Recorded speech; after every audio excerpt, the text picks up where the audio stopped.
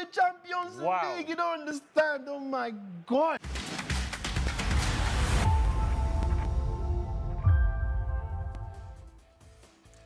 Hello everyone and welcome to the Sporty Show. I'm Alex Ashbourne. Alongside me today, Klinton Cod. We've got no Sara Pereira today, but Klinton, how are you doing? What makes you think there's no Sara? Sara, come. Sara, come. Let's check. She's not hiding under the desk.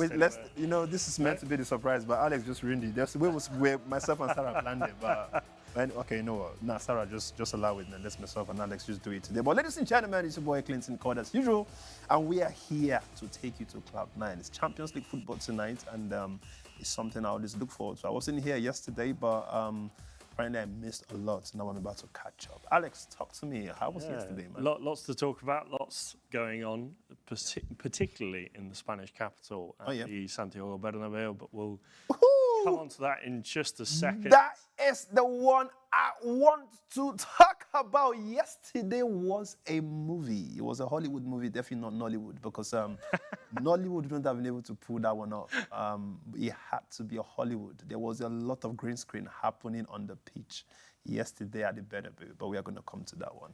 Talking of Hollywood, actually, we do have a certain Gary all the way from Accra in Ghana. Gary, how are you doing?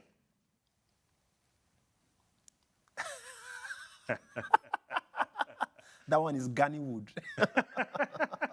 Is that actually a thing? I'm doing well, thank you. It is. Wait, Gary, in Ghana, is it not called Gannywood? Oh, sorry, or Gali. Wait, it's something Gallywood. Gallywood. Yeah, that's the one. Yeah. And do you know what the funny thing is? Gannywood, growing up, there was this famous Ghanaian actor that used to do this taxi driver stuff. Oh, I don't know. Gary, do you know? Did you ever watch Taxi? Taxi? Taxi? He died last year. Oh, he died. He died last year. Oh no way! I grew up. Great That was the one Ghanaian. Oh man, nah. I was so used to watching a lot of Ghana stuff. I feel like 40% of me is from Ghana, you know. My parents are just not telling me. There's just something about myself and Ghana. The last time I went to Ghana, go and ask the people that met me in Ghana. I was looking for my Ghanaian. I was looking for how to get married to somebody to get my Ghanaian passport. I just know that my soul, my heart is somewhere in Ghana. But I think don't worry. We will sort that out. That's a small problem. We'll sort that out. Okay, but you see why I like Africa? Citizenship, yeah? You see how he said it's a small problem. Do you know how long it took me to get my citizenship in England? You know how many years? I had to marry again, divorce, we marry again. You know, you go to the registry, you do that, you have to sign, you have to be with the woman, you have to supply, you have to, just for me to get that certificate. I always say, see, right now, if you come to Nigeria, yeah, in 6 months, actually, what's 6 months, right? In 3 months, I can get you a Nigerian passport. You reckon? Oh, come on, man. Listen, I just need to change your surname. Just call you Alex Okonkwo. Oh, bro, we are done. Easy stuff, man. Let's get to this football talk, man. Yes, lots to talk about. We've got 2 games going on at the moment. Atalanta and Celtic currently drawing 0-0 at half-time, and Brest and Leverkusen drawing 1-1 at half-time. Now, Gary, before we get things underway for tonight's game, obviously a certain Arsenal played last night, beating Shakhtar Donetsk 1-0. What are your thoughts on the game? Do you think, I mean, you know, looking at the game, feels like Arsenal could have had about 5 or 6 in that one. Do you think 1-0 is a fair result? Well, that was the expectation about that we would win by a couple more goals, looking at the opposition. However, you know, that's always a reality check for us as well, that it's not cut and dried, it's not a given, and you know, we probably have a lot more work to do in dealing with some of this so-called weaker opposition. We spoke about it yesterday, yourself, myself, and Sara, about how, on paper, some of these teams could be tricky customers as well, and that's exactly what happened. And even though anybody who watched the game, you know, would say that it was not the most difficult of games for Arsenal, I think that most Arsenal fans, most of us would have expected at least 2-0, just to ensure that we were confident going ahead of this weekend's round of matches in the Premier League. But yeah, a win is a win, isn't it? No, a win is a win. To be honest, I wasn't watching the game, but 1-0, Arsenal winning in the Champions League football, I think I was quite excited for them. You see, right now, there's no. I am a very huge supporter of Arsenal. And I knew you guys would be like, yeah, which team do you not support? I only support the winning teams. That's the good thing. Each team is a different one. Next week it'll be Man City. The week after No, it'll be yeah, Barcelona. it could literally be any team. Right now, I'm a very huge Real Madrid. I mean, I've been a Real Madrid fan. I know somebody's going to comment now and talk one kind of funny stuff. But no, God knows, I'm a very huge Real Madrid fan. Real Madrid is actually my team. It's Real Madrid and then Manchester United and then Arsenal and then, the next one that's Chelsea. going to win today. No Chelsea. No. Actually, Chelsea. Oh my God, I can't believe I forgot the team I support. God damn, man. No, but yeah, I was quite excited for Arsenal. By the way, who scored the Arsenal goal? It was, off the top of my head, I'm struggling to remember it now, it was Martinelli. Am I right in saying, Gary? Okay. It's been 24 hours now. It was given as an own goal. My apologies, because obviously it came off the keeper. Oh, yeah, it was an own goal. That's true. Yeah, Came off the keeper. Yes, it was an unlucky goal. It Obviously, was given as an own goal, but Well, so it was Martinelli's job. Dimitri Riznik. right. It was Dimitri Riznik, but it was given as an own goal to Dimitri Riznik, I think. Yeah. Okay. I think also, and this is something for both of you really, Martinelli not quite living up to the heights that we know he can. You know, a couple of seasons back, he was one of Arsenal's star players. It's obviously, you know, for any player to get on the score sheet is good. Do you think perhaps this is the goal he needed to turn things around, or do you still think there's a long way to go for him to get back to the level that we know he can be at? I mean, personally for myself, I don't see Martinelli the way people see him. I think he's a very top guy, whether he's scoring or he's not scoring. For me, it's the work rate. You understand? Like, how many wingers in the Premier League are doing that job that you... I'll give you an example, right? Would you compare Martinelli to Jack Grealish, who people will still see like, okay, he's doing a very big job. But I would choose Martinelli 100 times over Jack Grealish. Wow. Why? Well, no, fact. Because Jack Grealish is just a super bloated, highly... what's the word? I think he's just overrated. Yeah, overrated, exactly. Like, what? He's not... not Martinelli. Jack Grealish is not even playing up to a £60 million player. But how much did they buy him for? 100 million. Why? Because he's an English footballer. Yeah. They super hype. Now, listen, Martinelli, why am I even going too far? Somebody like Luis Diaz, how much was he bought for? Right? Why are you going to compare them to Jack Grealish? No. Now, I've seen Martinelli's work rate on the pitch. This guy, you could clearly tell that he's a Brazilian. He's got the talent. He takes some play. For me as a winger, what is your job? Your job is to look at Vinicius yesterday. We're going. Oh God, I'm so eager to speak about Real Madrid.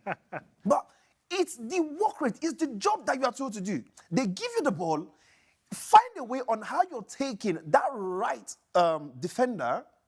If you're not able to take him, find a way to get this ball into the 18-yard box for strikers to do the remaining job. If you're not doing it now, if a winger is scoring goals, he's giving assists, he's doing his job. Is Martinelli doing it? He might not be scoring goals. But the truth is, when he's on the game, you will see how impactful he is. So I've never underrated him. I've always seen him as one of the wingers I love to see. The likes of Martinelli. There's this guy that used to play for Newcastle called Hatem Ben Arfa? No. What's the name? Saint-Maximin. Alan Saint-Maximin, yes. Yeah? You see the likes of Saint-Maximin, Jeremy Doku. These are the kind of wingers, Vinicius Jr. When they are playing on that left wing, you will know that you as a defender, you are going to suffer. When you finish the game, you will not need only paracetamol, you would also need ibuprofen, you will need codeine, and you would have to take them all at the same time. It's not even a space of 4 hours each. You have to speak, because these people will make you work hard.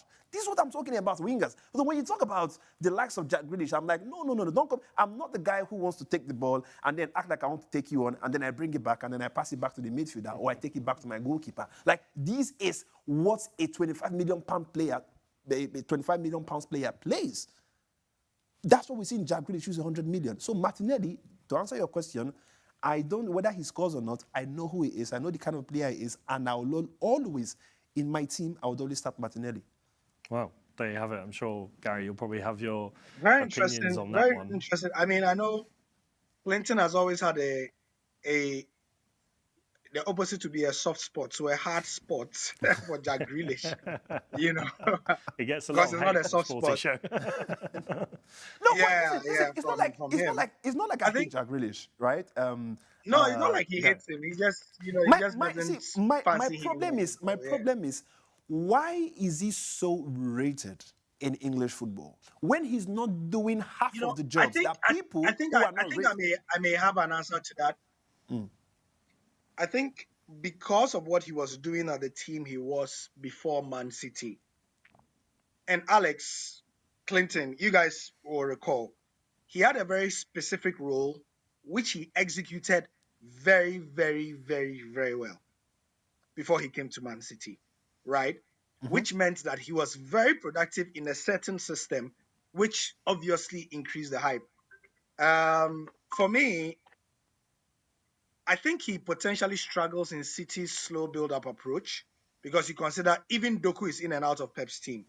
And Grealish will potentially be more dangerous on the left of an Arsenal or Liverpool, where it's more counter-attack oriented. You know, he can certainly carry a ball, and we saw that in a Villa shirt, which is what Klinton has alluded to. Now, he's normally facing 10 defenders by the time he's expected to deliver something on the left. Two very different roles. So I think the system is not helping him. As an individual, he's not remarkable, no. He's a system player. If you put him in a system and you ask him to play in a certain way that plays to his strength, he will. Unfortunately, at City, he's never going to get that, which is why you are right. In a City shirt, he's not been good. But yeah, that's just my take.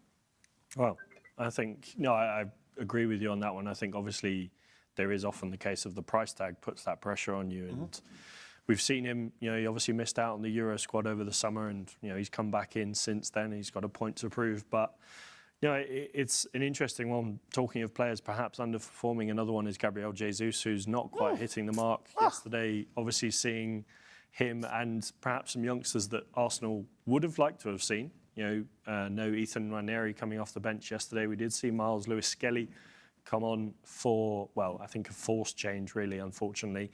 But I think in general, things to do for Arsenal to work on and, you know, a positive result, a 1-0 win is always a good thing moving into what I think they probably would have had one eye on Liverpool at the weekend. Now, there is a certain game which involved a Brazilian that we're going to talk about, and that was here in Madrid at the Santiago Bernabeu. Klinton, you were there.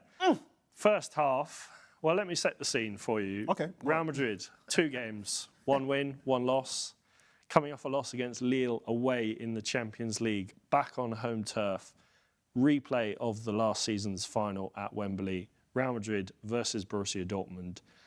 End of the first half, Borussia Dortmund 2-0 up. Yep. What were you thinking at that point? First of all, if I was the owner of Dortmund, I would have been sacking the coach already because I just felt like these guys are actually very mad. You don't understand. First of all, I was happy. Oh, no, not the first, because first of all, I said I would have sacked the coach. So second of all, I think that I was happy with the fact that Real Madrid, they were down 2, right? And I was looking for that anger to come because, like I said, there's something about Real Madrid this season that I'm still waiting to see, especially with the inclusion of Kylian Mbappé, right? I've not really seen that connection going on. I've not really seen that beast mood Real Madrid, especially knowing that they've played really down or even below average teams in the La Liga. You know, talking about the likes of Valladolid, Celtic, or Celta Vigo, and the rest of. I mean, all these clubs. You would think that Real Madrid would go into these games. The scoreline that we saw with Dortmund yesterday is the kind of scoreline I would have expected to see playing all these little other players. But for some reason, you will see that Real Madrid will struggle to win those kind of games. And even when they win, it's like, okay, people would put their hands in their chest to be like, hang on, what is going on? Now, yesterday, when I saw the lineup, I was like, all right, cool. They've done the best selection for this game. The only one thing which we didn't have the time to speak about when I came on the show from the Bernabeu, you know, the whole connection issue, I was literally going to say to you guys that I'm quite surprised that he has the like of Modric starting the game. But then I would also understand that this is somebody who has experience. He's played so many Champions League football all his life. He's literally a legend in the game. And maybe they just needed that kind of long-term experience to guide that midfield. But then you would see that, you know, they were down 2 goals and he just pointed out to you that there was something that was just not working. You know, you wouldn't have the likes of Camavinga. You know, you have Tchouaméni. I think Tchouaméni was on bench yesterday, right? Yeah, well, so he took part in Monday's training, but he was taken off early because of an injury problem or a scare, so they didn't want to obviously risk him. So he was on the bench yesterday.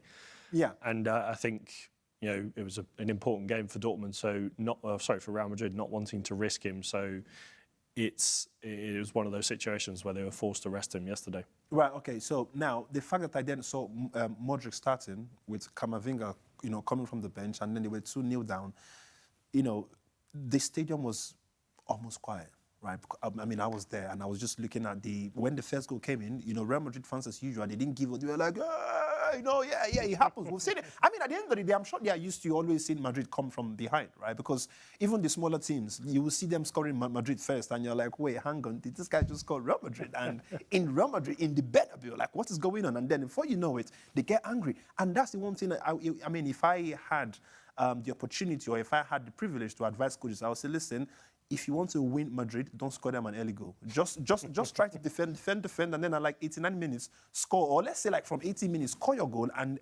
including your striker, just get your striker to just go sit and go. Like, nobody should move. Because you know how Real Madrid do it. But for a team like Dortmund, they are not a small team though. This is one of the biggest teams in Germany, right? You come to the Bernabeu. You got it. Okay, I got it the second time, right? You come to the Bernabeu, and then you concede 2 goals in your first half, right? At that point, everybody, personally, I thought that, okay, this is it for Real Madrid. Right? I was scared because for me, I'm a supporter of Real Madrid. I was cheering, everybody's screaming. Obviously, deep down in my head, I'm like, okay, this might be a good lesson to learn for Real Madrid because, you guys are very used to winning games no matter how it is. But the spirit after the second half, that was what tripped me. And that was the point where I said to myself, Klinton, you are a very huge Real Madrid fan because something happens in the stadium. And I know it's not ordinary. This is juju. This is not just one juju. This is a combination of all sorts. It just works for Real Madrid. I don't know where it came. But like I said, do not piss Real Madrid off by scoring early. It's not just scoring only 1 goal. Scoring 2. Are you mad?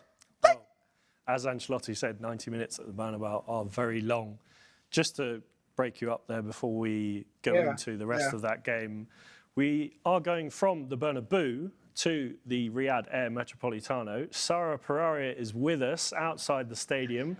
Sara, do you want to give us a general vibe of how things are there at the stadium? Wait. Fans excited? Is there a nervous atmosphere? Have you seen any Lille fans around? Hang on, wait. Sara, I thought you were here though. Sara, Stop it, Klinton. Stop it. Don't do this right now. Yes, guys, here outside the Riyadh Air Metropolitano. And yes, Alex, I have seen some Lille fans. I've heard the French. I've seen the jerseys. They are here. I don't think it was anything like maybe Klinton saw yesterday, the Dortmund fans at the Bernabeu, as you would say, Klinton. But they're definitely here. I think the vibe is really good right now. Atleti fans are excited. I'm expecting a big match from Julian Alvarez after what we saw on Sunday against Leganes. Once he came in the second half, he was on fire. He changed the game. He really sped everything up. He brought the pace to the team. And Atleti also tweeted a little photo of Conor Gallagher's jersey, Alex. So that might mean something for that starting lineup. But yeah, the vibes are really good here. We just had the most beautiful sunset.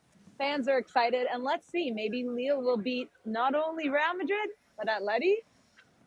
Sorry, Sara, obviously you've mentioned what's it called, Conor Gallagher, which will suggest that he might be starting the game. What about Julian Alvarez? What's the talk about him? Because he's somebody I will probably watch to see start.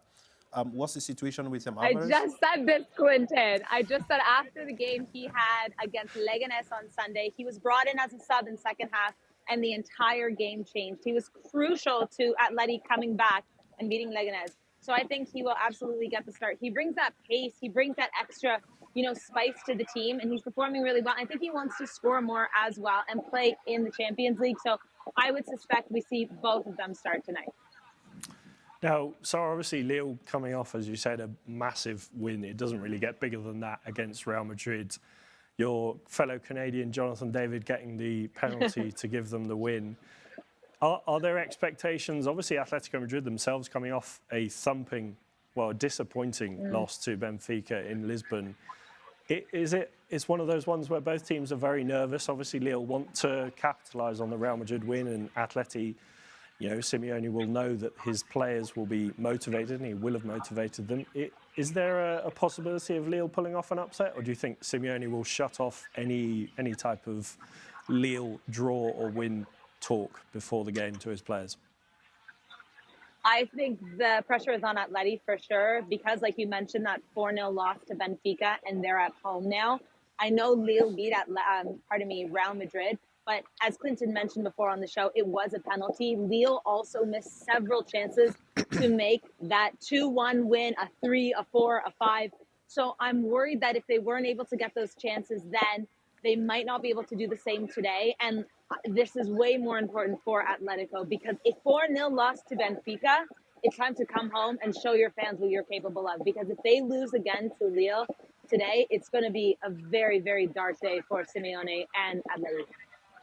Now, before you go, we'll let you enjoy the rest of the atmosphere. Obviously, Atleti home and away, it's completely different kettle of fish. They're unbeaten in 11 in the Champions League at the Metropolitano. A score prediction in there and maybe some goal scorers for us? Yeah, for sure. Let's go 3-1 to Atleti. I think they need a big win, a confident win, a statement win, if you will, Alex. I'm going to go with Julian Alvarez. I'm going to go with Alexander Sorloth because after what I saw him do on Sunday, I think he'll get on the board too. And hey, why not? Why don't we give your man Conor Gallagher a shout? I think it's a bit of a reach here, Alex, but I know you'd be happy to see it. And for Leo, of course, Jonathan David, let's back Canada. Can I have dibs as well? Can I have dibs as well, guys? Can I have dibs? Can I have dibs? Okay. Sarah, Go on, I have Gary. a question for you. Hi, Sarah. Hi, Gary. Hi, Sarah. Yeah, so is there anything being said or is there any effect of the way Real Madrid played yesterday on the way the Atleti fans are feeling ahead of this one? You know, is it in any way because Lille beat Real Madrid and now Real Madrid responded bigly, you know, to borrow the Donald's word, bigly to beat Dortmund like that? Is it affecting the mood in any way to say, damn, if Real Madrid can do it, then, you know, we don't also have to be afraid of Lille and so on?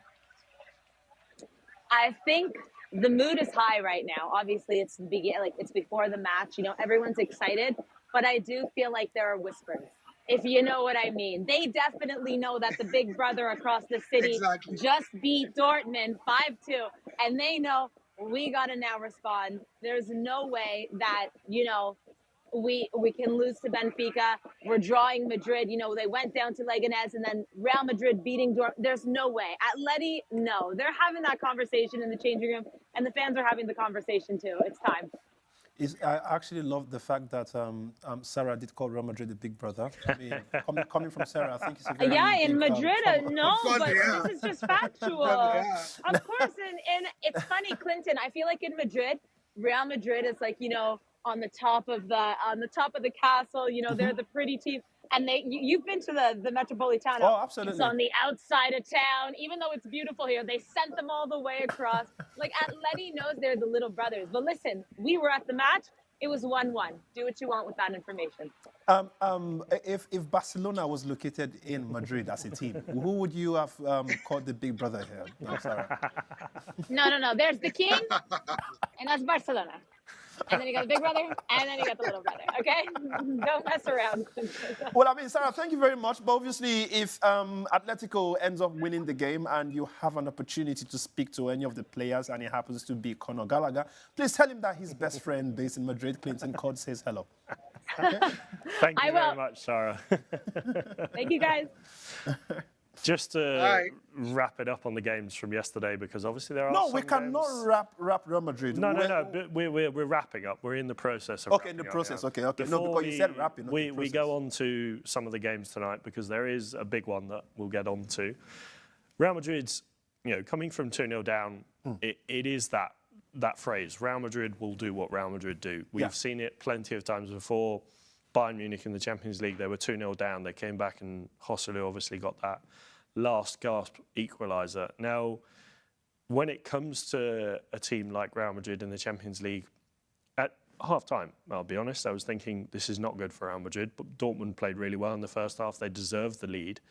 The second half, something clicked and it just changed. You had that feeling coming out in the second half. Real Madrid were going to win. Yeah.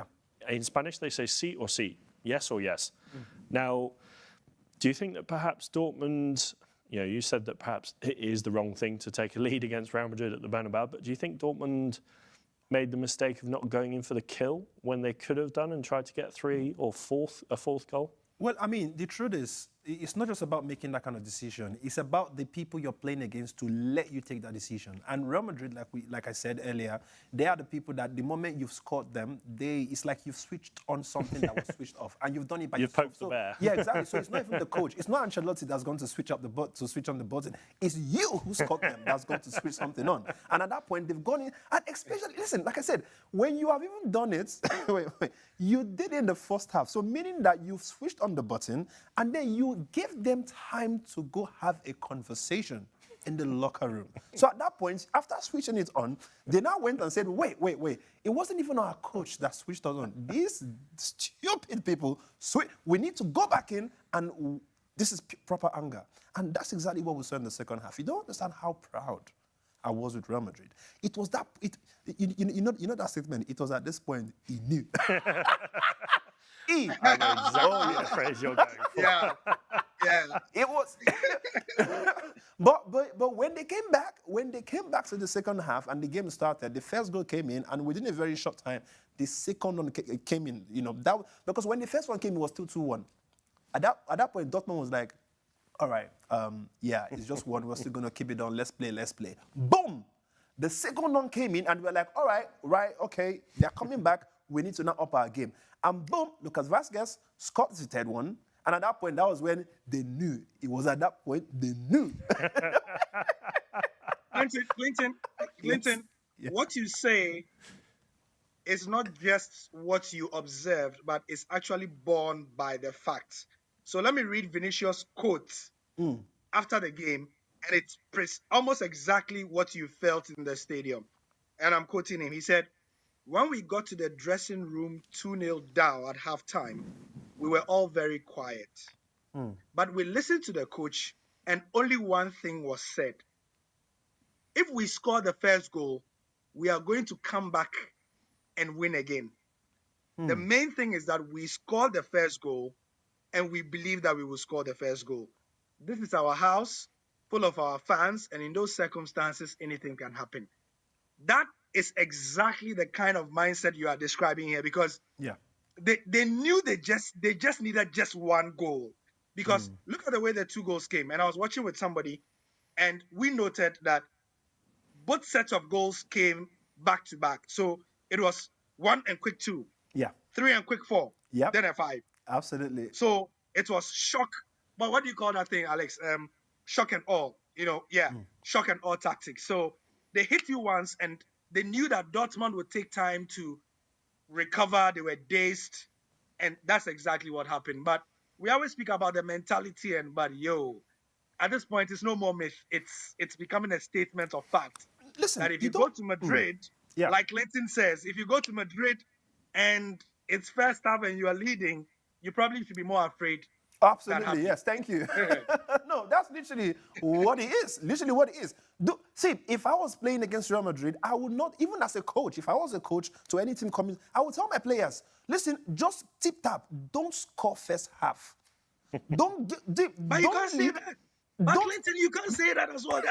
They have to take their chances. You can't say that. No, you can say don't score. You can clearly see that so many times teams have tried it, and it's literally hit them back in their head. So I would take another route. Well, maybe then, if we are the coaches of opposing teams, we say, if we happen to score 2 goals first, then I'm going to, as the coach, take responsibility and shut the door, make defensive change. Because that's what even the commentator was saying on the commentary he had here, that Dortmund made the big mistake of, maybe Alex, going into the second half, they should have just shut the shop. They should have just closed the shop. I don't know. Well, I don't know what to think, Klinton. You say that, Gary. There was one man there that I think is very hard to shut up shop against. Absolutely. No, it's not like you cannot shut him. When you shut him with your key, in Africa, that's what they call a shawu key. Hey, God, please, hope I'm allowed to use this one. No, Gary. Judging by Gary's reaction, maybe it's borderline. No. Gary, No. Vinicius. So let's Vinicius has Ashao key. Vinicius, wait, do you know the kind of key? Do you know what they call tokos? Oh God, Africans, Nigerians in the building, please. If you remember that tokos, So that listen, key that has listen. so many. Let me illustrate it. Okay. Let me illustrate it. Let me illustrate it. So Alex, and to any non-Africans, non-Ghanaian Nigerians here, because Ashao is a very Ghanaian Nigerian word, right? It's just these two countries. So this is the normal key for the building, for your house, yeah? But the Ashao key is the one that only the lady of the night has, which is this one. Yep, you see. So you see that key? So this is the main that key. Will enter any door. So this is the main key. So this is the main key. And then this one belongs to only the lady of the night, whose access comes when you want her to come in and she has a specific job to do. Case closed. Yep, that's it. And Vinicius has that key. You understand? There's nothing. Which door do you want to show? He will destroy it. And it was a proof yesterday. You don't understand how... I mean, you know, I've always said it that Vinicius is the guy who sometimes his attitude, his behavior, you know, sometimes people are, you know, quite very worried about. But you cannot take away the fact that this guy is holding Real Madrid down. Like, it's literally, I mean, we've not even speaking about the fact that Kylian Mbappé wasn't the game, but we're going to come back to him in a moment. But, you know, we have to give a very huge credit to Vinicius. And this is the reason why all of a sudden everyone is literally screaming that the Ballon d'Or has to go to Vinicius after that kind of performance. I was just about to ask you, obviously... Recency bias. Recency bias. This is the thing. Recency obviously, bias. The Ballon d'Or is judged from a singular season, August to July, so it's not taking into account last night. Yes. But perhaps... You know, at the beginning of the season, the criticism's been on Real Madrid. They haven't been perhaps at 100%. You know, we can be honest here. We can say that Ancelotti said it himself. They haven't been at their best. But do you think performances like last night perhaps remind people as to why Vinny deserves the Ballon d'Or? Because he did it so much last season for Real Madrid. Well, I mean, first of all, I think you've just said it. We look at the date. So he says from August to July, right? Now, that's one. Number two, I think we need to really go back to finding out what are the criteria. So what do they look at to judge what gives you the Ballon d'Or, right? Remember on the show the other time, I did mention to you guys, I said, would you give a Vinicius who has a Champions League and the La Liga, right? But he does not have some extra to make it that 3 trophies. So we have people who have, say, the likes of Dani Carvajal that we mentioned. Obviously, we have Rodri, who has 2, just like Vinicius. Now, they don't have the goals. Now, the question is the goal a criteria to giving you the Ballon d'Or, or is it by the trophies? And this is where the argument lies. Do you see? Now, if you ask me by performance, by the aura, by what you do on the pitch, by the impact, right? I could easily tell you with what Vinicius does, like you said, he's done it last season and he's even doing it again. So meaning that Vinicius Junior is definitely junioring right now. I mean, as a matter of fact, he's even senioring, you know. So now, does that earn him the title of senior man, or is that just for... I mean, if he was... of course. I mean, he's even past the senior man title at this point. The people who are called senior man, they've not done what Vinicius has done, and they are being called senior man. So why not? I think he's an elderly man. He's not just a senior man. Vinicius is an elderly man.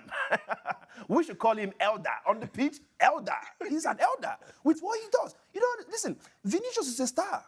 Vinicius is a star. I'm so happy to... Listen, I'm happy to see him shine, though.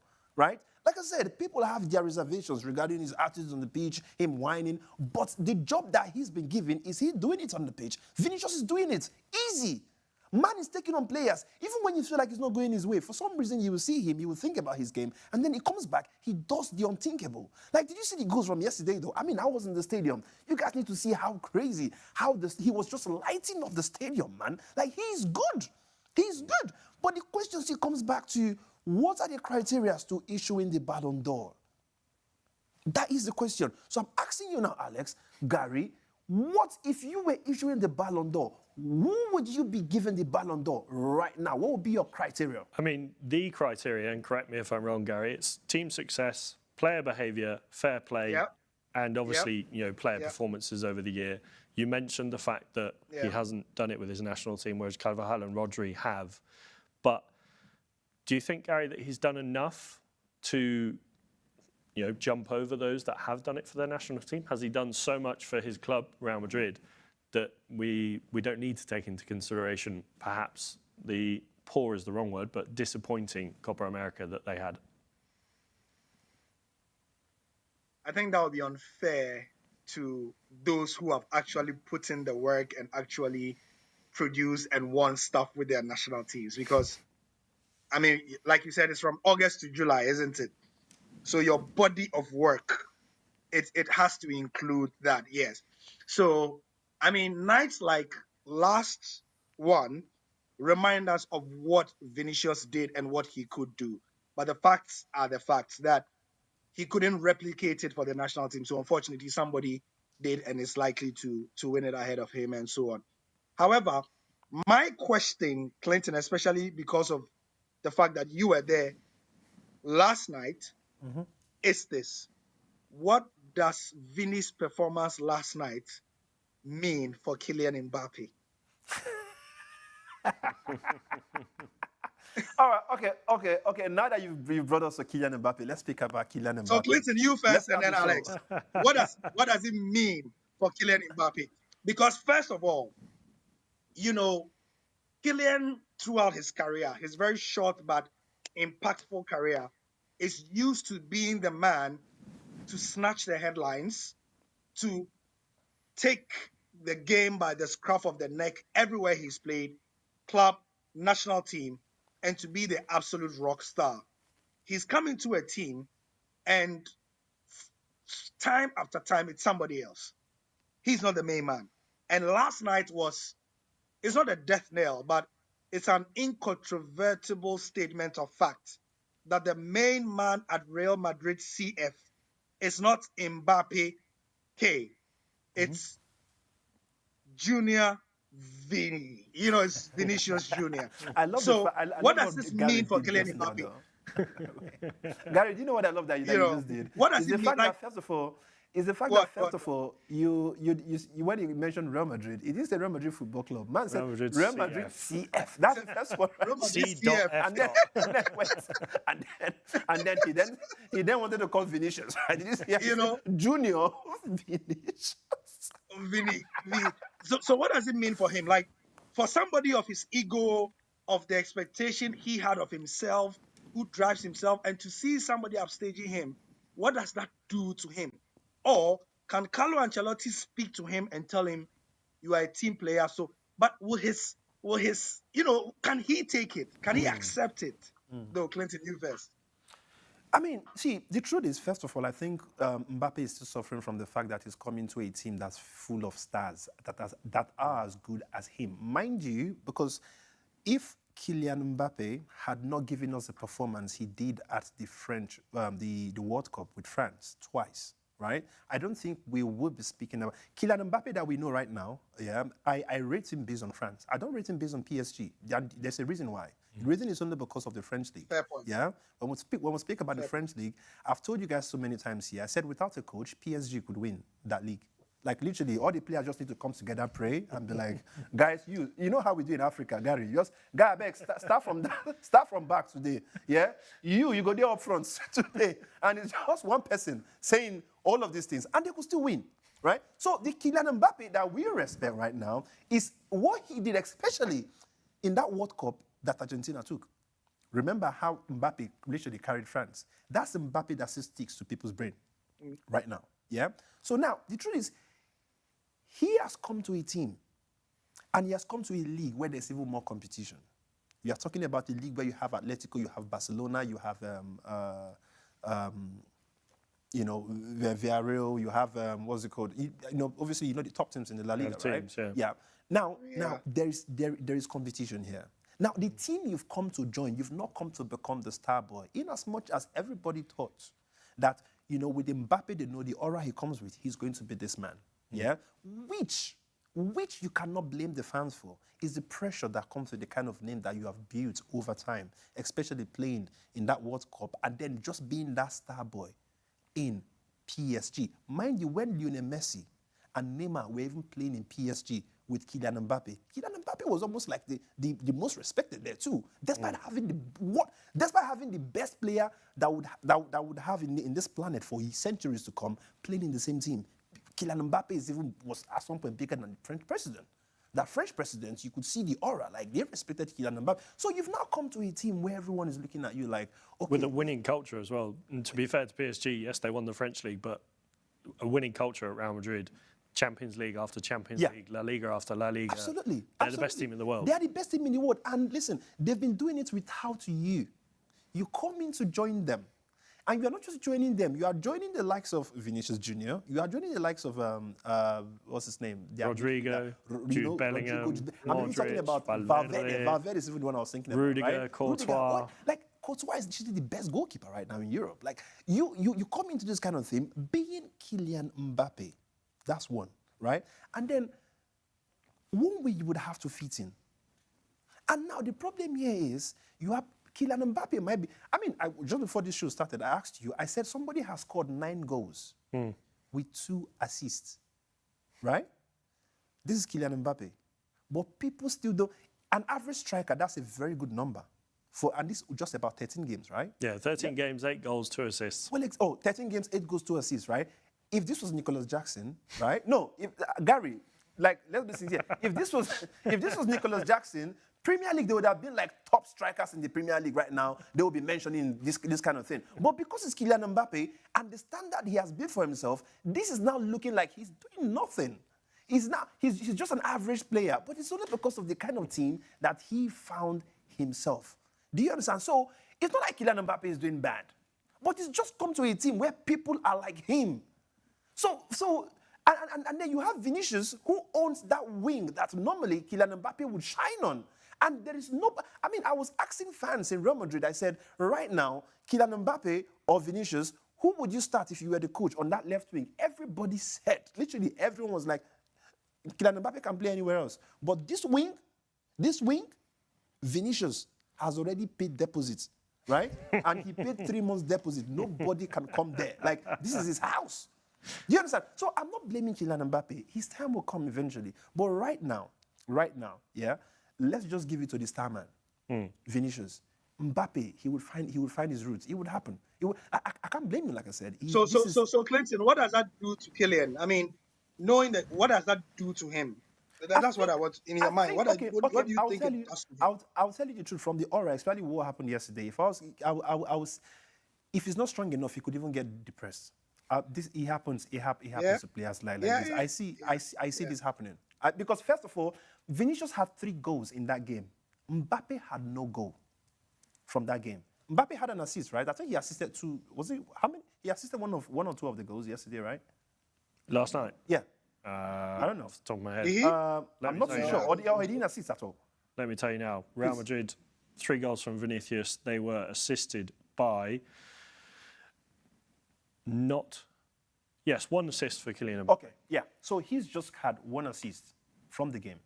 He didn't score any goal as Kylian Mbappé. Now, there is no way Real Madrid would have 5 goals and Kylian Mbappé played that game and he didn't score 1. Now, this is where I'm coming to tell you that these are the kind of things that will toil his brain. Everyone is celebrating Vinicius. Literally, everywhere, when it comes to social media, when it comes to the world of football, everybody was speaking about Kylian Mbappé. It was exactly what happened with Cole Palmer when he scored 4 goals in just 1 half, within like how many minutes, right? The whole of England was just about Cole Palmer. This was Vinicius yesterday. Where is the star boy of football or the acclaimed best player in the world, right? No one is speaking about him. How would you feel? How do I think Kylian Mbappé will feel? He's going to probably drop his confidence. I mean, this is what I see happening. Do you understand? And I'm just hoping that he would have that mental strength, yeah, to be able to understand that, listen, this is meant to be teamwork. My team are winning. Vinicius is things are working for him. His time is going to also come, and he's still going to shine. This is what I would expect him to think. But I feel bad that I know that this thing is going to toil with him mentally, and it might also affect his football over time. Well, but let's hope he doesn't. We've got a whole day to talk about that tomorrow, Gary. Before I let you run off, it is El Clasico this weekend, so let's save a little bit of it, just so we don't dry up the content and we're sat here thinking, what do we talk about? We do have some games tonight, believe it or not. Real Madrid obviously taking the limelight from yesterday's games. Looking at tonight's games, we obviously have 2 going on at the moment. Atalanta drawing 0-0 still with Celtic. Brest drawing 1-0 with Leverkusen. The big one tonight, Barcelona against Bayern Munich. Hansi Flick. going up against his old team. I would never forget that. Gary, do you remember? No, I'm just talking about when Bayern Munich landed Barcelona. That Well, 8-2. I would hate to bring that up, but I have to. Barcelona have only won 2 of their last 15 games against Bayern Munich, Gary. Hansi Flick coming up against his old side. They've been the on-form side in Europe this season, in La Liga definitely, obviously at the top of the table. Can they get the job done over Bayern? Obviously, questions asked about Vincent Kompany after their loss to Aston Villa last time out at Villa Park. Is this the right time to be playing a Bayern side, or do you think Vincent Kompany's men have enough to take 3 points back to Germany?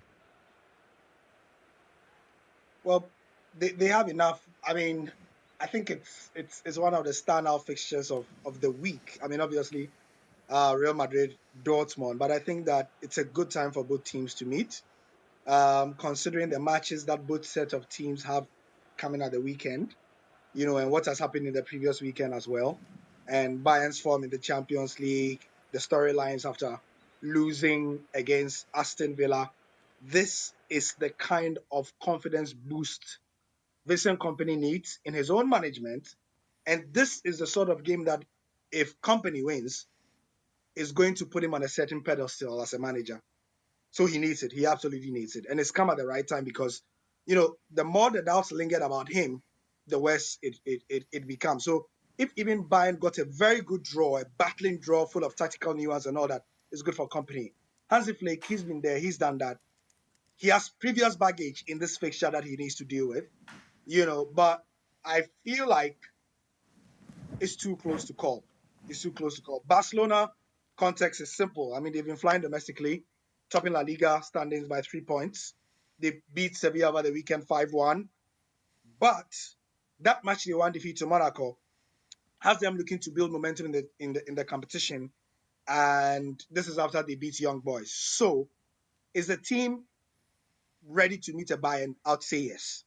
Confidence-wise, I say yes. A couple injury boosts have come in the last fortnight or so, and this is the right time as well. For Bayern, also, falling to Aston Villa, and then what it signified, because it brought down, was it a 41-game unbeaten streak? Yeah, in the group stage, 41 game, right? Yes, 41. Unbeaten streak.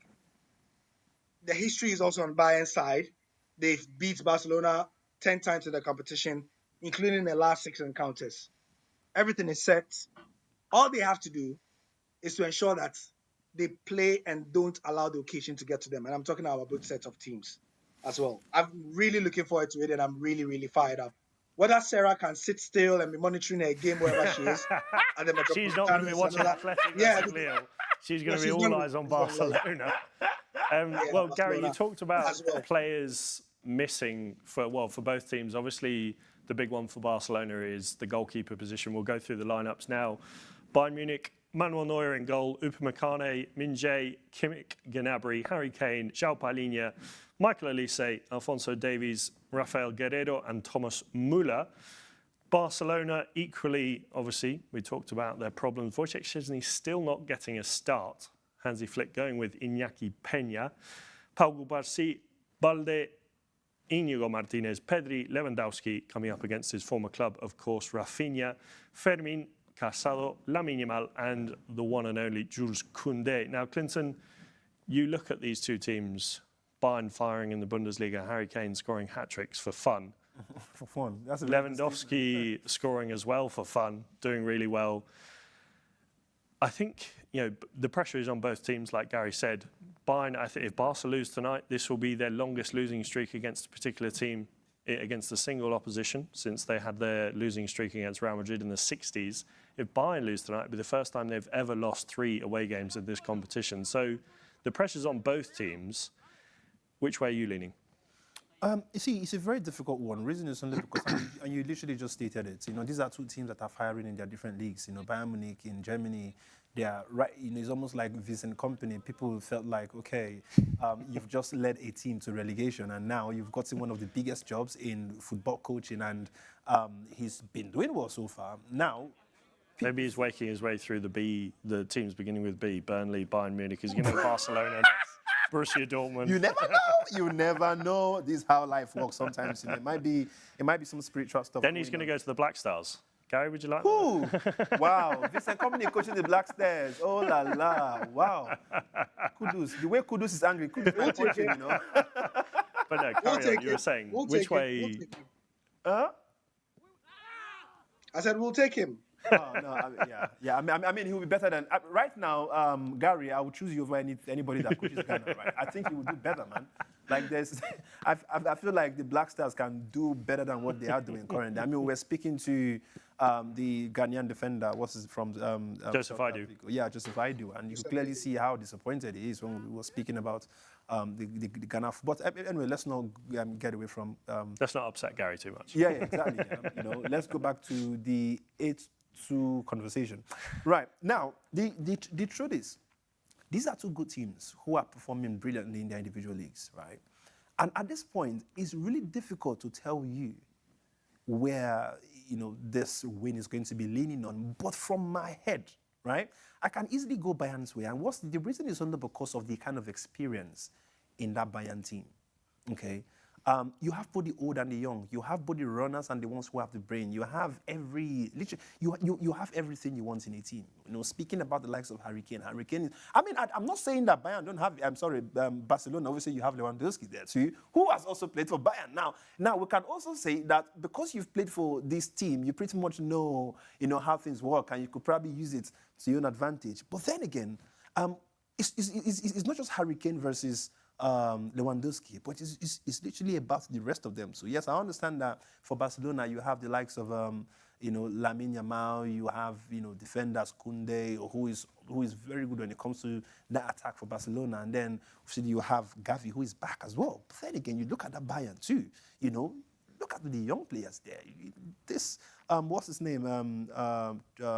What's the name of the Nigerian who's French and Michael Elise from Crystal Palace, who is literally a current star boy for that Bayern team. You have, it's a very hard one to predict. I cannot tell you right now who's going to win that game. The only thing I can tell you is I can't wait to watch the game. Because I don't know. Sorry, I know I've just been blabbing. Alex, I don't know. That's the match I want to watch. I want to see what's going to happen. Okay, maybe there's one thing that I can say might be of disadvantage for Barcelona, and it's their number one compared to because obviously, you know, there's that hiccup surrounding that goal. You know, what's the name of? Is he in what's the name? Iñaki Peña. Yeah, Iñaki Peña. That's the one, right? You know, the people don't trust him as much, right? They feel like, okay, there are those silly mistakes here and there that are possible, and that's the reason why they signed Szczesny. And you know, I don't know if they said there's something about injury. I don't know why he's not still featuring for Barcelona. Well, this is the question. When will Wojciech Szczesny make his debut for Barcelona? Gary, do you think it's a fitness thing? Do you think it's a trust thing? Do you think it's Hansi Flick going, I'm going to stick with Iñaki Peña until he lets me down? Because, you know, if I'm Hansi Flick, I'm putting Wojciech Szczesny in there straight away. His experience at the top level, he's just obviously not long retired, obviously playing for Juventus most recently, but it feels a little bit weird, doesn't it? It does, but I think it's the latter answer, or it's the former answer, sorry, that you gave. It's a trust thing. It's a trust thing. So that if the keeper messes up, I mean, the evidence will be there that, look, I gave this guy a run. I didn't disrespect him by him being a number one and bringing in somebody who had retired to come and make him number one. And so he's just telling the keeper, your destiny is in your hands. And I imagine that's how the talk went, that Wojciech Szczesny is coming, but I'm bringing him to give the squad confidence that if anything should happen, the team is in safe hands. But you are the safest hands, the safest pair of hands that I trust. So please don't disappoint me. So until he messes up, he's going to be the number one. And I think it's going to be a key reason why the Barca defense and the goalkeeper are going to produce tonight. And so let me jump the gun by predicting that Barca, I think, will win by 3-1. Damn. Wow. But Gary, the way you give that prediction. So let me give you why. Let me give you why. Don't give me. I know why. I know why. You've gone to speak to a native doctor in Ghana. They gave you this thing for people that want to bet. Don't. Flick has shown by his body of work coming to Barcelona. So this is not just. I mean, he's what 17 in 20 games, right? He's won 17 out of his 20 matches in the Champions League, and that's the best win ratio for any manager in history. So it's not like anybody is saying it. He's shown it. The body of work is there, and he also has the most wins by any coach that has managed in their opening 20 games in the competition. He knows the competition. He knows how to play it. He knows how to win. Pound for pound, Flick Kompany, I don't think there's any match in coaching, right? Experience, tactics, ingenuity, nuance. I don't think there's any match. So there's that. Then player for player, I think we can match player for player some of what Barca have to what Bayern Munich have. Yep. So if you cancel that out and it comes to coaching and systems and styles, I think the safer option, and I want to go the safer option here, that, you know, he's going to upset the form guide, which is that Barcelona have a very bad history against Bayern Munich, especially in recent times, to say that he's going to win against Kompany. Now, Klinton, something I want to ask you about, or someone I want to ask you about. We talked about him briefly there, Vincent Kompany. He did a good job at Burnley getting them promoted to the Premier League, but then they went straight back down. Coming to Bayern, I think we were all surprised. I was surprised. I'm sure you were. I'm sure Gary was. I'm sure everyone. Even God. I'm sure Vincent Kompany was as surprised as well when he got the phone call. Listen, I'm telling you that the person that created Vincent Kompany was also shocked. You know, what are you talking about? But do you think when it comes to managers making these big moves, we've seen it before with former pros, Frank Lampard at Chelsea, Steven Gerrard at Aston Villa, where it doesn't work out. Wayne Rooney's currently manager at Plymouth and they're struggling in the Championship. So do you think, and this is a question that's hard to word really, but how can Vincent Kompany not become another manager that's failed? Because there is that stereotype of a former player becomes a failed manager. How does he not become one of those failed past players that becomes a manager that doesn't do very well? Well, first of all, you've literally given the answers, and then you've given both the right and the wrong answers. First of all, Vincent Kompany brought a team from the Championship, brought them to the Premier League, and then took them back. It's to tell you that he's very reliable. I bring you, I take you on the transport. I'm not going to get you lost. I'm not going to get you lost. I'll bring you back to where I brought you from, right? Before he goes to where he's going to now.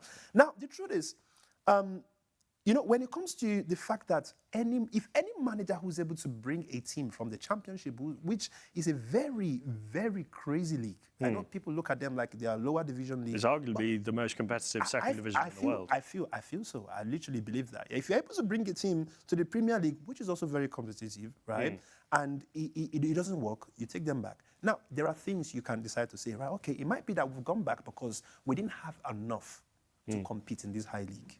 Okay? Now, the fact that you were able to compete with what you have in Championship, it means that you were able to work with players to bring that success.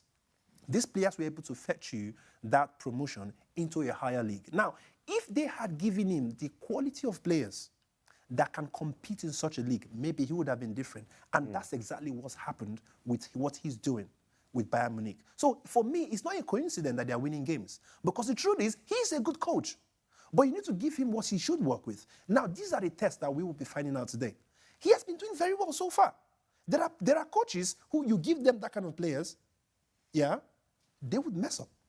Okay? I mean, look at Manchester United. You think we don't have the talents? Of course we do have the talents. But what's the managers doing? We do not know. So the truth is, I don't think Vincent Kompany is going to mess up with this Bayern Munich. The truth is, he has everything it takes, and he's doing the job. And even if he loses 1 or 2 games, it's not the end of the world. The truth is, as a manager, even the best managers, they lose games. Manchester City, Pep Guardiola, you think they've not lost games? They've lost games, of course. I mean, they lost against Chelsea in the Champions League final, right? So the truth is, I don't see Vincent Kompany, he's a good coach. And he's been given all the apparatus that is needed to win games. And he's going to, in my opinion, I don't think Vincent Kompany is going to mess anything up. He's going to be a good coach. He's going to carry Bayern, and he's going to win trophies with that team. Quick prediction for tonight? Like I said, I told you before, I said, I don't know. Unless, in I'm gonna hold you to this. no, lo say, not me. I'm going to hold you to this. Barca or Bayern Munich? Hey, you can say draw. You can say draw. Okay, yeah, I'll go with a draw. Actually, I'll go with a draw. And it's not just a draw, it's a goal-full draw. It's not a goalless draw. It's like a 2-2 for me. 2-2? Yeah. Okay. That'll be nice. I think we would all enjoy that one. There's a few other games that we want to get through before we wrap things up. The next one I want to talk about, guys, is RB Leipzig versus Liverpool. Liverpool have been, I think, a surprise package this season. I think everyone, after Klopp left, everyone was perhaps thinking, is this going to be the time where they have to rebuild? They struggle for a bit, but we're starting to take them as serious contenders for definitely top 4. I don't think title contenders. Maybe it is a bit too early, or am I being silly for saying that they're not title contenders? We saw them beat a strong Chelsea side at the weekend. I think they are title contenders, if you ask me, but go on. At what point do you think, and this is for both of you, at what point do you think we start seeing Liverpool as both Premier League title contenders and possible Champions League title contenders? Liverpool.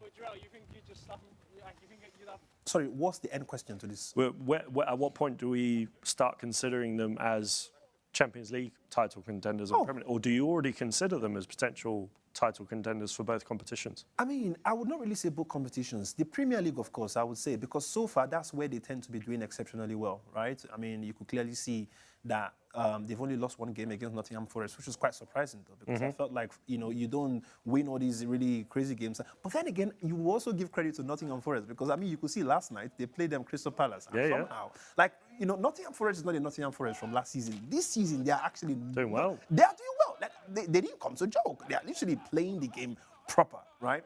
Now, fact is, Liverpool, they are still there.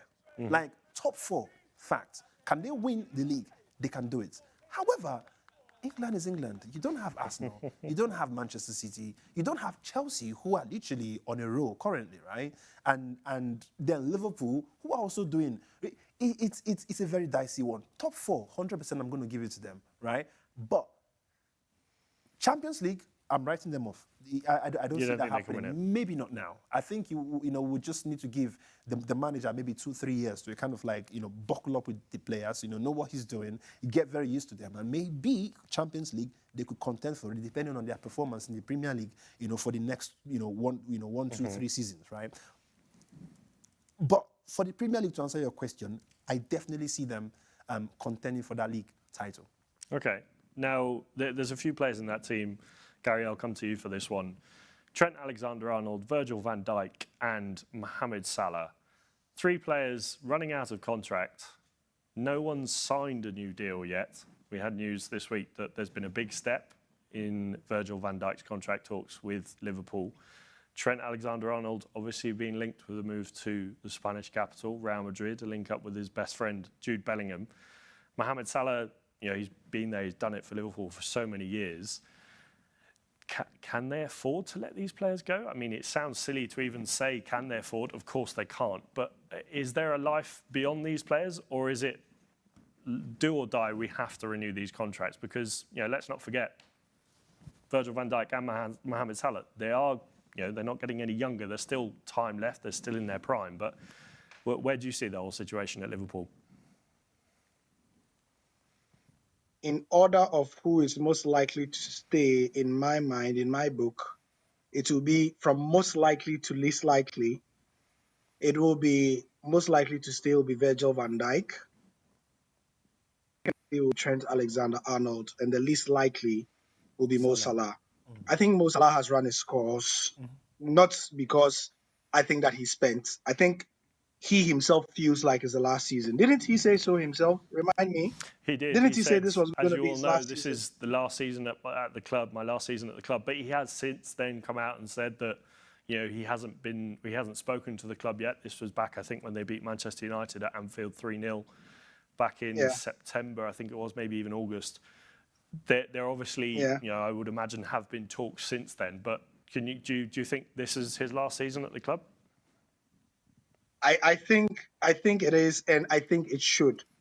This season will end well. They will definitely, the way Slot is playing with the team and the vibe and everything, they will finish well. If even they don't win something, they'll finish in a way that will be far better than most people expected, like you said at the top of your introduction to this segment. And so I feel like Mo Salah has to move on to something else Sorry, my kid. We have I a forgot to close the visitor. door. My kid is here. He's head Liverpool now, Yeah. looking for people to sign him already. He's wanted Yeah. to take Salah's spot. So- Yeah, exactly. No, he heard that Salah is leaving. He ran out. Anyway, he thought so we were don't signing worry, contracts. he's just gonna walk around. So Liverpool just have to start looking for a replacement because I think Mo Salah is at a place where he has to live another dream beyond Liverpool. For Alexander-Arnold, I feel like it's 50-50. He probably has unfinished business with Liverpool, but he's in a position where if somebody like Real Madrid come calling, he should absolutely go because he has more stories to write. Okay, then there's the least likely to leave in what's his name, the defender, Trent. Virgil van Dijk. Oh, Virgil van Dijk. Sorry, yes. Virgil van Dijk. I feel like he is Mr. Liverpool. He has the opportunity to be Mr. Liverpool. Yeah. He has the opportunity to Mr. Liverpool. And if I look at his countenance, the way he likes to, he's more likely to grab it with both hands and to spend another 10 years. You know, he has that sort of aura about him. He likes the whole captaincy vibe. He's going to settle there. You know, he's not going to stress it. He's not going to whatever it is. And so, yeah, that's likely. They have to do everything in their power to keep them. But I think Mo Salah is the most likely to leave. Trent, he's not going to be easy to sway. But if somebody like Liverpool dangled the carrot and said, you are going to potentially be, Danny Carvajal is on his way out. He's won everything. He's done everything. So 2-3 years he's going, and maybe Danny Carvajal, they speak to him and he whispers to them that, I'd like to go to some MLS or Saudi to go and join. You know, he's going to do it. Trent, imagine Trent at Real Madrid. That's like another 5 years of history that he would absolutely love. Bellingham is going to call him and tell him, yo, bro, yo, blood, this is Real Madrid, fam. You know, you've done everything at Liverpool, but this is football He's getting heritage. close, and I think Liverpool fans are getting nervous. Come, let's do this. And funny enough, I see. Yeah. I mean, So I see him as a perfect fit for Real Madrid. Though. I see him excelling in Real Madrid. Well, this is the question. Sorry, just to jump in. Street Fighter said here, Trent, Virgil van Dijk, and Mo Salah. I'm going to change his question slightly. He said only pick 2 players. I'm going to give you start, bench, sell.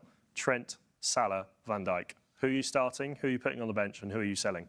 I mean, the truth is, you would always need Mo Salah, right? Now, Van Dijk and Alexander-Arnold, these are 2 defenders, right? So if I already have Mo Salah as an attacker, the next person I need is Van Dijk because you just need that wall behind. So right? you're keeping Salah and Van Dijk? I'm keeping Salah and Van Dijk, and Arnold. You're selling I'll probably Trent? sell Arnold, yeah. Wow. Yeah, fact. Wow.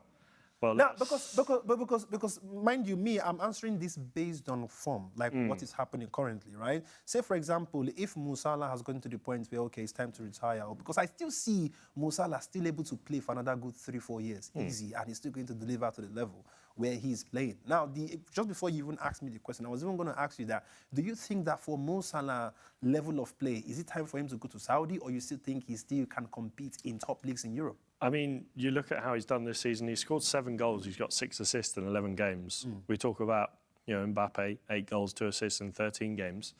7 goals and 6 assists in 11 games is a pretty good record. And, Absolutely. He's still going at the age that he says, he's obviously has the options. I'm sure if Saudi came calling, he would be tempted, if the MLS or whatever. Yeah.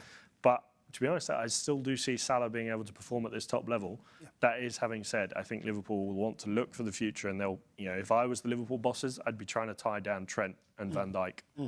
That's the most important for me, because Trent, he has the potential to be like Van Dijk does, Mr. Liverpool. He has the potential to be considered in the ilk with Gerrard of Liverpool legends. He is already getting that way. Yep.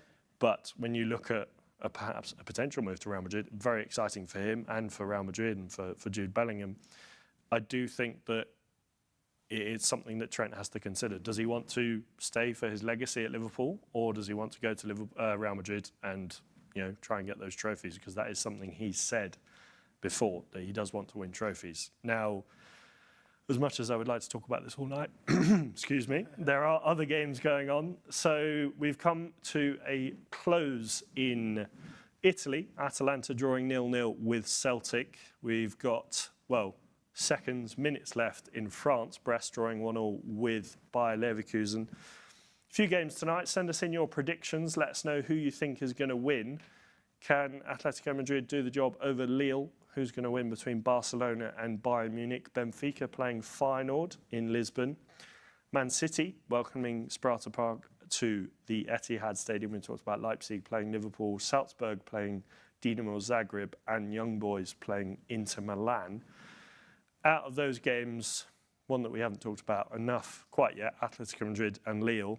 Where do you see that one going, Klinton? Just before we talk about Atletico Madrid, is just to just brush something into the Brest versus Bayer Leverkusen. It's just so sad that Bayer Leverkusen is not, the usual juju and magic that happens towards the end of the game. It's still 1-1, and it feels like the game has now finished, and it has ended 1-1. Yes. Leverkusen, oh God, man! So it wasn't juju all this while. I thought it was juju, And this is all without Victor Boniface. I mean, it's too bad for Victor Boniface. Maybe he might have made a difference because that's when he usually shows up, right? He's always that guy that when you feel like it's not going the way, he just finds some kind of sleeky goal, because I think that his dance at the end of his goals is more important than the goal itself. Like, I know that when he's on that pitch, he's just thinking about, wait, I've not done my dance. Okay, where's the goal? I think the dance inspires the goal, usually, But yeah, too bad for Bayer Leverkusen. It has just ended, and we can see that there's been an argument with the ref, and the ref has just given somebody a yellow card even after the game. And I think the argument is coming from... It's Xabi Alonso and Frimpong having a word with the referee here.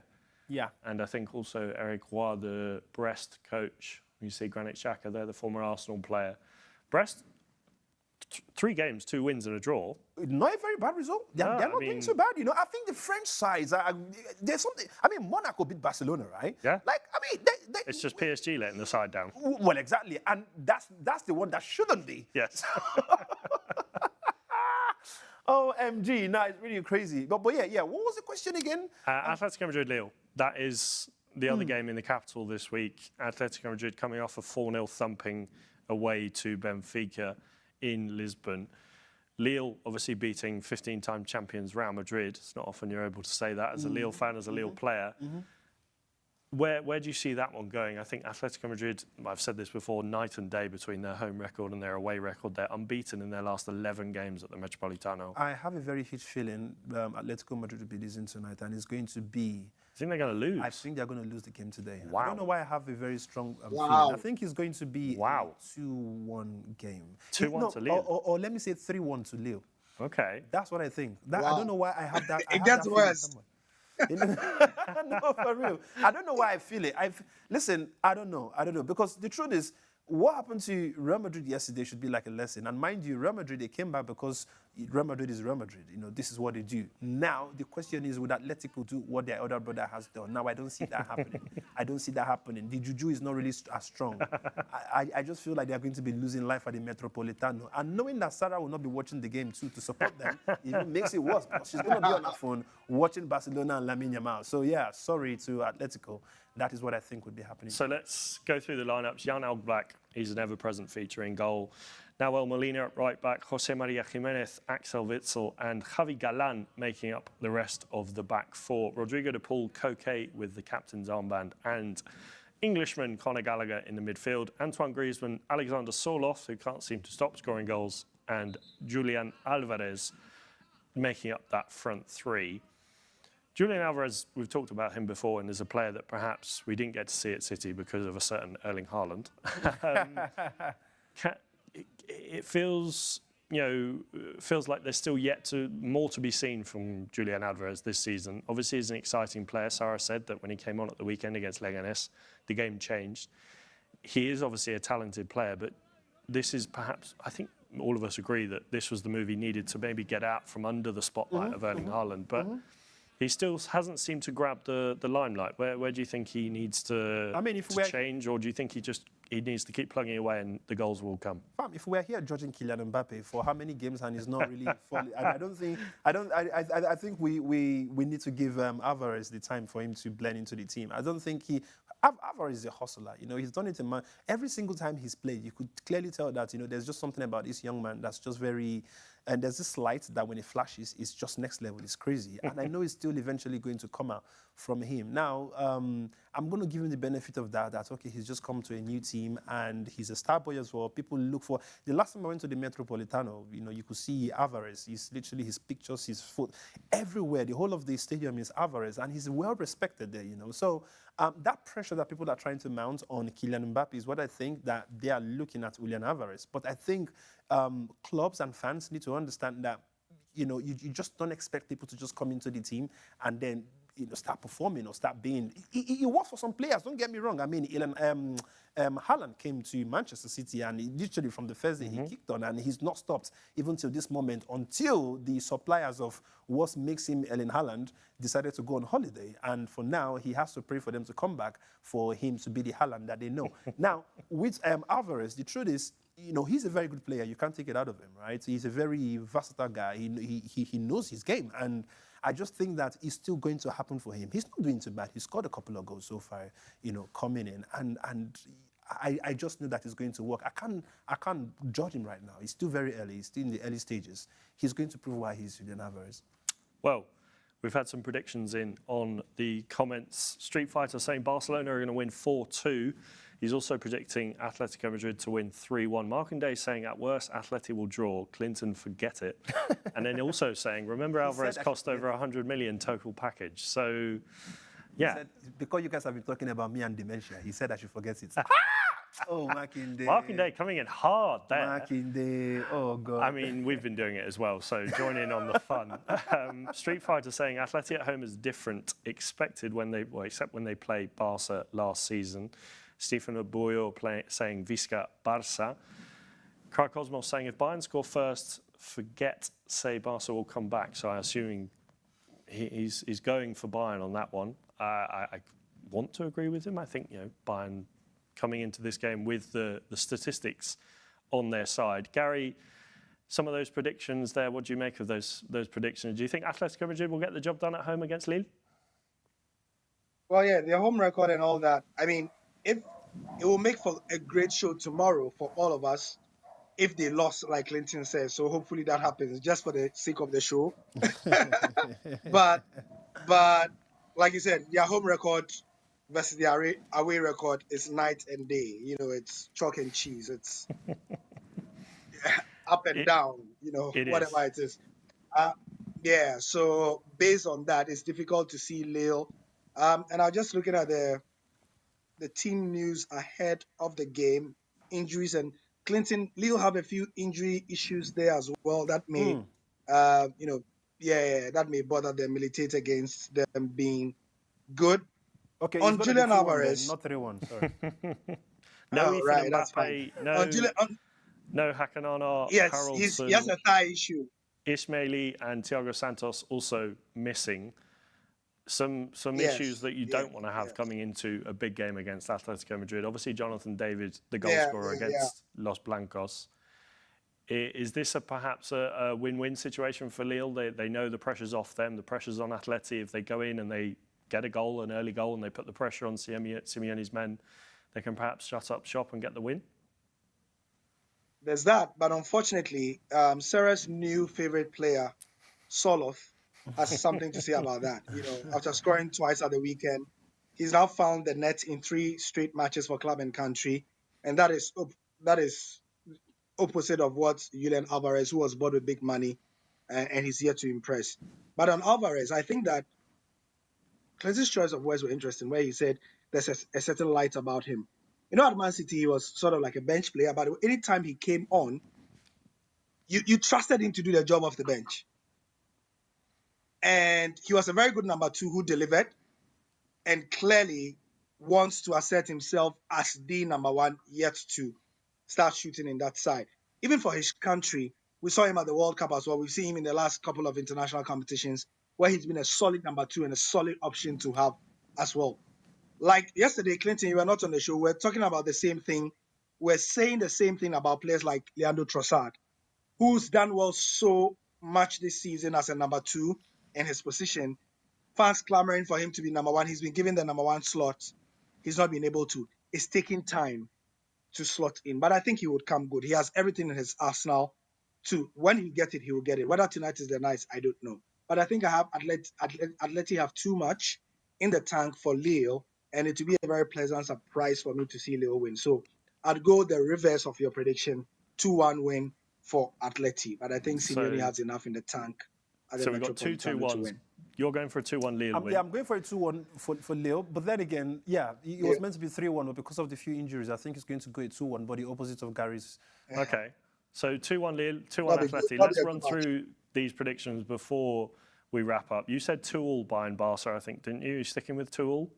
Barcelona versus Bayern Munich? Yes, absolutely. Gary, quick prediction for Barcelona versus Bayern Munich? So he went 4 goals, 2-2. I'm going 4 goals, 3-1. Okay, 3-1 to Barcelona, that is? Yes, 3-1 to Barcelona, because I said Hansi Flick tactically he will beat what's his name, Vincent Kompany. Okay, so moving on to the other ones, Leipzig, Liverpool. How do you see that one going? Definitely going to Liverpool. Ooh. Liverpool, score? Score, and I'm giving it 3-1. 3-1. Gary? Pronto, Dito, same. Same, okay. So we do have another few games. Benfica are playing Feyenoord. Man City Sparta Praha travelling to Manchester to face Manchester City. RB Salzburg facing Dinamo Zagreb. Gladbach. And Young Boys facing Inter Milan. As we've said there, Atalanta drawing 0-0 with Celtic and Brest drawing 1-1 with Bayer Leverkusen. Now, that is all about we have time for tonight on the Sporty Show. A few more things. We do have Middlesbrough versus Sheffield United directly after this, live on the Sporty Show. A promotion battle in the Championship, so do stick around for that. Klinton, we've had a lot of fun tonight talking about all of these games. There's some exciting games tonight. In 30 seconds, before we wrap things up, any last words on any of these games? What are you most excited for tonight? I mean, I hate to continue saying exactly what we'll be saying before. He's done it again. But we should have an 8-2 counter at the bottom. No, but honestly, I'm just hoping for. I want history to repeat itself for some reason, because these are the things that makes football fun, right? But I mean, I don't see it happening again though, because I don't understand how. By the way, when it happened before, Lionel Messi was playing, right? For Barcelona. Yes. I mean, I would believe so. So sometimes I think it's just the part of football that really kills me. Sorry? That was 2020. Yeah, right. So that was 2020. So yeah, Messi was there. Yeah, he was definitely there. So I just hope that in fact, let me just say it as my last statement. Let's just hope they give us a very beautiful, amazing game, just like we saw with Real Madrid and Dortmund. Well, I ate to end things like that, but I have to. Thank you very much, Gary. Thank you very much, Klinton. That's all we have time for. Klinton, did you see the ending yesterday? Klinton, did you see the ending of yesterday's show? He told me just when we started. I nearly fell off. Once again, I hate to interrupt you guys, but we do have to finish and wrap things up. But thank you very much, everyone, for watching and sending in your predictions. Enjoy the football tonight. And thank you, Gary. Thank you, Klinton. And in the meanwhile, we'll see you tomorrow for an El Clasico preview. Good night. Ebwe is back. T.